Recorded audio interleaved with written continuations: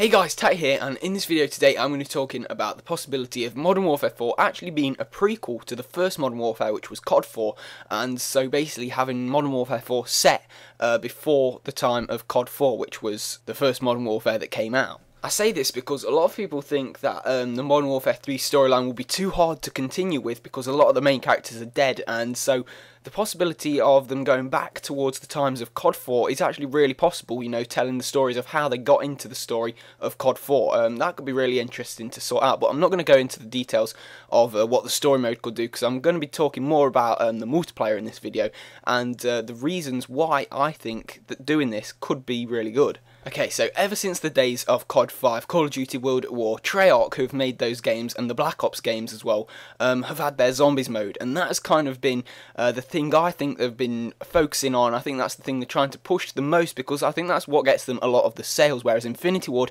who make the Modern Warfare series, they haven't got anything like that. They've got multiplayer and single player, and that's all they've got. And every year they've actually tried to push the thing that they have got, the multiplayer, they've tried to push it all the way to the limit, to that tipping distance. And if you look back into the games, Modern Warfare 2 was the Nuke, it had a one-man army, loads of noob tubes in there as well, loads of really game-changing things that they've put in there, and often they do backfire, but they're in there putting these risky things in there to try and push the game as far as it can possibly go. Now, because multiplayer is such a massive part of the Modern Warfare series, they need to get it right. You know, they've got no zombies to fall back on, and the campaign's only about 6 hours long, so that's not going to keep people entertained for long. The multiplayer is what keeps them coming back, and they need to make it good. And if you look back into the history books, some of the best actual multiplayer gameplay was from the COD 4 era and the COD 5 era.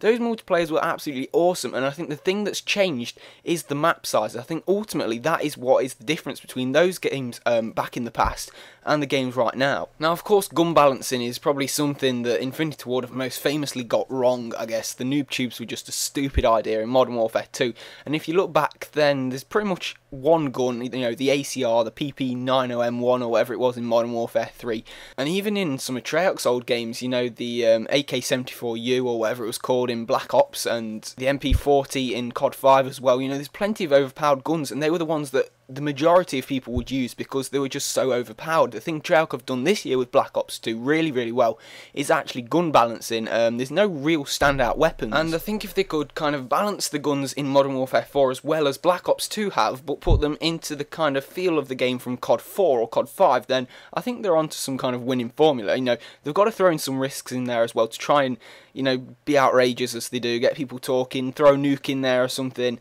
I don't think the nuke's that bad idea. You know, if you're good enough to get one, then fair enough, you can end the game. But I've kind of gone off on a different tangent altogether. Talking about the map sizes, essentially over the years they have got smaller. Now, in the past, in COD 5 and COD 4, you had big maps, you had small maps in there as well, but you had a good mixture of sized maps. But as the years have gone on, these number of small maps have got bigger, and the big maps are just diminishing, really. And I'm not saying that small maps are bad, you know, some of those are my favourite ones, you know, High Rise from Modern Warfare 2, Rust, Dome, Modern Warfare 3.